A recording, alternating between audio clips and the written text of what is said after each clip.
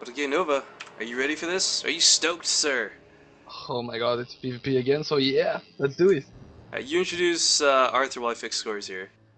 Alright, so spawning in the bottom left, already 4-0ing mYinsanity so far. It's gonna be playing for Western Wolves, Arthur.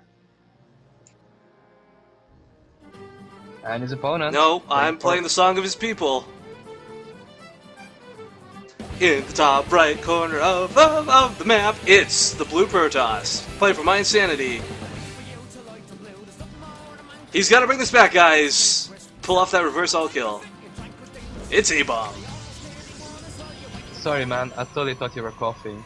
No, dude, I told you I had that awesome music queued up. I had some Flog and Molly ready to go to represent mYinsanity's AceBomB. One of the Irish players. One of the, I believe, only Irish GMs, if I'm not mistaken. But yeah, he's got a lot on his plate, because we were talking about this between games, guys. The pressure is on more than ever, because AceBomB not only has to take on the monstrosity known as Arthur, he also has to take on anyone that follows suit. And let's not forget, there's still Daisy, Morrow, Sting, Zictamini, lots of others, Starnan in that roster. I probably missed a couple, but that's okay. Either way, it's more than enough to be intimidating. But AceBomB, I'm pretty sure, is focusing on this game and this game only, because this is the important one. There's no point in worrying about fighting Sting if you cannot get past Arthur. I mean, the fact that this is a one best game at a time. Yeah, being the fact that this is a best of 9, guys. Game number 5 is the deciding match. Now, from casting experience, I've honestly seen a lot more reverse all kills, or semi-reverse all kills, because, you know, sometimes it's just one victory, than I have regular wins in these team battles. So my money and statistics are on AceBomb's side. But Arthur has been playing so damn good today. I wouldn't be shocked if once again we saw Blink Stalkers come out of this guy, because his control is immaculate, to say the least. Yeah, for sure. The Blink Stalkers in last are just really solid. And this map totally lends itself to Blink Stalkers as well. Yeah, lots of cliffs, not too many double-sided areas. Good choke points here and there too, but we have a very early, very sneaky proxy pylon, and I think we're going to see oracles coming out of AceBomB. Loving that one. Oh, but he's got to be careful, because Arthur's coming with that scout. Arthur always comes with the scout, this time a little bit delayed, and the timing of that delayed scout might just be perfect for seeing, like, oh, he's got a cybernetics core up. Where is anything else that he could / should be building? His tech.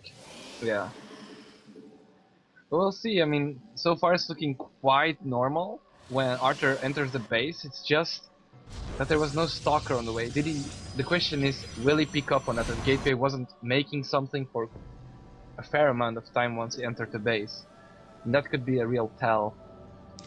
Well, the thing about the Oracle too, if microed correctly, regardless of whether there's stalkers out on the field or not, this is kind of... This isn't 3 gates, so this isn't super all in from AceBomb's part, but it is a really risky build by having the forward pylon like this. Now, however, while a Dark Shrine is coming, it could potentially be very cheeky for Arthur. In doing so, he's going to have no air defense, and this could actually be quite devastating. It sounds like I'm overstating the excitement of what's about to happen here, but the reality is he's going to rely on purely and only a photon overcharge to deal with this. Now, AceBomB, he may not be able to do a lot of damage with the Oracle, but if he saves it, keeps it alive, he's basically got detection on the field for those Dark Templar. And he will absolutely scout this Dark Shrine when he comes in for his, like, I guess, hit and run with this Oracle. And here we go, and he will just have enough for a potent overcharge. It's 2 energy away, but not before taking a few probe losses at least. Oh, definitely. Only one Stalker here as well. Wants to try and pull the probes, actually. Not a bad choice. They are faster than the Oracle is. But AceBomb's just got to get out with that. Did he scout that shrine? He did. I don't know if he clicked it, but he should have known that that's not a pylon, that's indeed a Dark Shrine. Meanwhile, a very bold pylon coming out of Arthur here in the natural. Yeah, look at this Arthur instantly rallying over to where the proxy target is located, or could be located. Yeah, this Oracle, unfortunately, a little too weak to do too much. Needs to stay alive. It needs to get energy, and actually won't have enough energy to detect. Won't be home in time, and AceBomb... Yeah, whole position from AceBomb, but the DTs are gonna cause some havoc right now. The Oracle is just on the way, but it doesn't have enough energy yet. Well, it's going to have energy before the Robo completes an Observer. That's absolutely for sure. It's just shy. 5 energy to go, guys. He's just got to run his probes for the time being. Oh, but Stalker and Arthur joining up as well. Oh, the probes actually are running into the Stalkers. Not always a good thing to see. Meanwhile, the Dark Templar are taken care of, however, and AceBomB does have superior Stalker number, so as weird as a sort of double cheese entendre as that was, neither player really getting away with too much. A couple workers picked off for both players, but still fairly equal. And both players, it's funny, neither equally ahead, but kind of, I'd have to say, equally behind, if that makes more sense. It's a funny thing to say, I know, but... No, but it makes sense. It's fine. But you don't have to remind, Arthur only has... AceBomB only has 1 Oracle, and usually yes, but he's got an Observer coming up now. That's the other thing, help. too, with that second Oracle coming out, he's going to either force a recall, or Arthur will be forced to lose a lot of probes.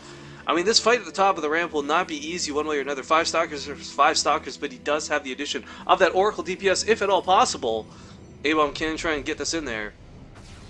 He does scout what's going on, though, and he's got to be so very... Oh, losing the Oracle right away, that really hurts to see happen. And Arthur might think, like, okay, yeah, now we'll start getting some more Dark Templar, but of course there is that Observer hovering above the army. Meanwhile, the Oracle chronoed out, gonna desperately get over to the mineral lines and do what you can. Arthur, perhaps forgetting that the proxy Stargate was still in effect. Meanwhile, Yeah, AceBomB tried... Oh, he's trying to get Immortals, but... starts the damage. And this is actually really going to hurt Arthur. Commit. Yeah, Archer has blinked on though. Oh, AceBomB trying to pull some probes, but they're actually stuck behind the Stalkers at the moment. They need to get on those front lines and soak some of these hits. AceBomB, AceBomB so desperately needs to get this under control. Oh, but the blink marking from Archer is just really Sick. solid. Absolutely sick. We've got Zealots warping in, but unfortunately they're in the time warp, so they won't be able to connect to much of anything. AceBomB, without his own Mothership Core, cannot even put on Overcharge to hold this. He's done very little damage with that Oracle as well. And this is not looking good.